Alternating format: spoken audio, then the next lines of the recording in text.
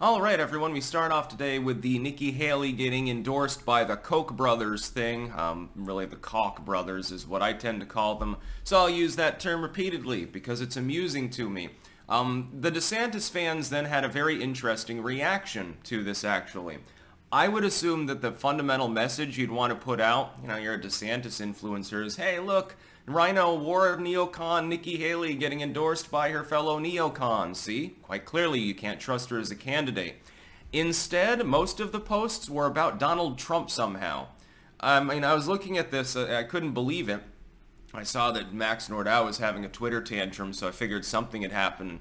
Then took a casual stroll through the Desantis sphere, which has been shrinking so steadily, and I saw more than half the posts were rambling about how Donald Trump was a bad person for Nikkihaley getting endorsed by the Koch brothers.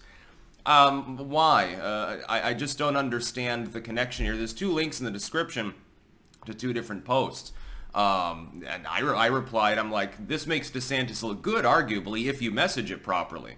Your message shouldn't be Trump derangement syndrome. That makes no sense under the context. Rambling about him when he's not part of that endorsement at all doesn't really make sense. You had an opportunity to really pound Nikkihaley in the forehead with this one by simply pointing out that the Koch brothers aren't good people. Now you can dovetail that in with the fact that they endorsed Trump the last time around because there was literally nobody else viable to endorse. Clearly they've got Trump derangement syndrome now too. You're accidentally making more of a connection, a juxtaposition between DeSantis and like the Koch neocons, while ignoring an opportunity to attack Nikkihaley, who quite clearly is the main competitor for Ron DeSantis. Donald Trump is now up well above 60 points in the aggregate. He's leading by nearly 50 over his nearest competitor, which is ostensibly DeSantis, although he's lost another point in the last few weeks. He's basically even with Nikkihaley, and she's ahead in a couple of the starting states. It's anyone's guess as to who comes in second in Iowa, for instance, at this point. You're competing against Nikkihaley. You need to be honest with yourselves about that at this point, that Trump has an insurmountable lead. Effectively, everyone else in the race is just waiting to see whether he croaks, is incapacitated, or if there's a messy brokered convention moment in which you probably don't want to be the Republican nominee. In fact, anyone else on that stage that would accept the our RNC's coronation effectively, should Trump not be the nominee because of some lawfare going on internally within the GOP, would be a fool. You'll end up with some person who says, to hell with it, some older person that's ending their career anyway, probably taking up the mantle and going and being Biden's punching bag at that point. I don't think that it would go over well. I think that you would lose in a massive landslide against, literally, you could lose against Kamala Harris. It'd be the only way for her to ascend to the presidency, other than Joe croaking or standing down and resigning from his position for some medical purpose or something, would be in that particular instance. I think she would throw her hat in the ring. She'd say, oh, this is going to be easy. Anyone's going to be able to beat, Joe Schmo, the Republican, whose party just alienated half of its own voters. Their turnout will be so abysmal, you probably would see a blue Texas at that point, for example. It'd be something amazing to see. Nikkihaley getting endorsed by the Koch brothers is, by the way, not really going to help her. The DeSantis fans appear, it's basically like sirens are going off in their head. They're worried because now they're like, oh my god, Nikkihaley can't beat Trump. Only Ron can do that. She needs to stand aside. What are you doing?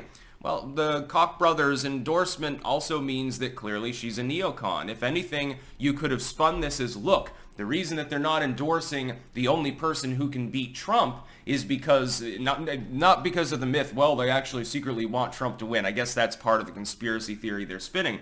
But because Ron is not a neocon.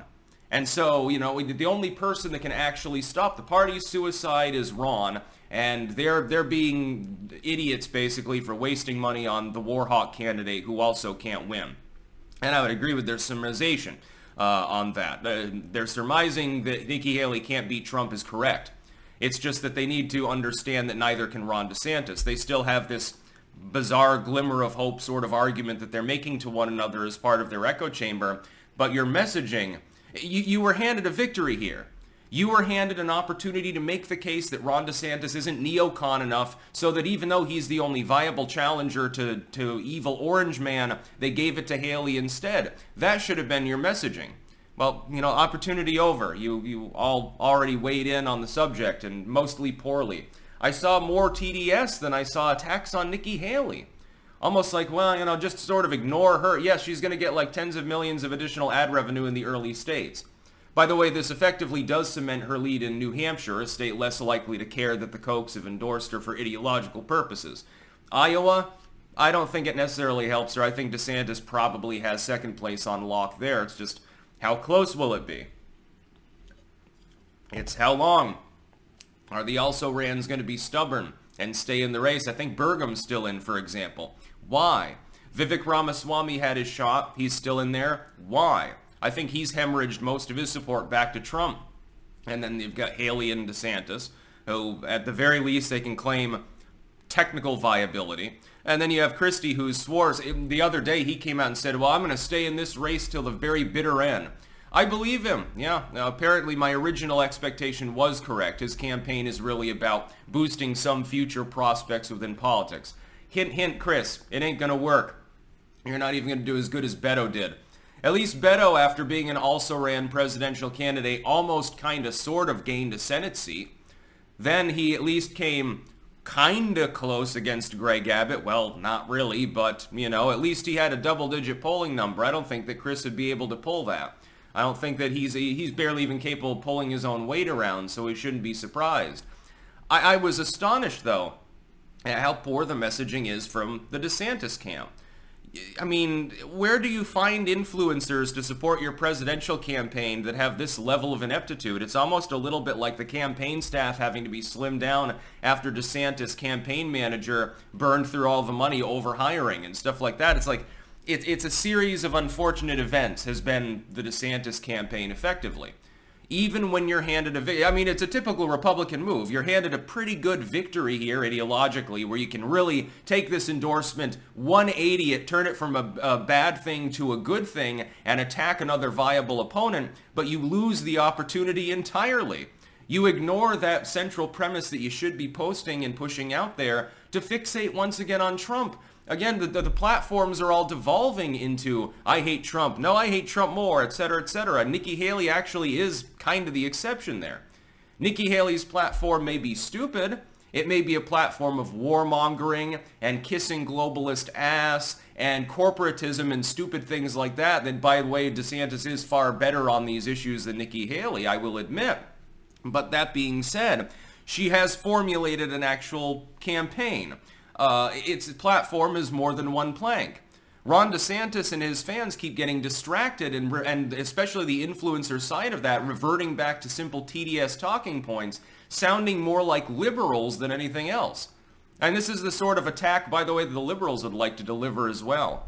So, I mean, look at those statuses. Yeah, you go through the DeSantisphere on Twitter and tell me what you see with regards to this story. I mean, it's fantastic. It's amusing in a sort of like, what the fuck sort of way. That's about all. Peace out.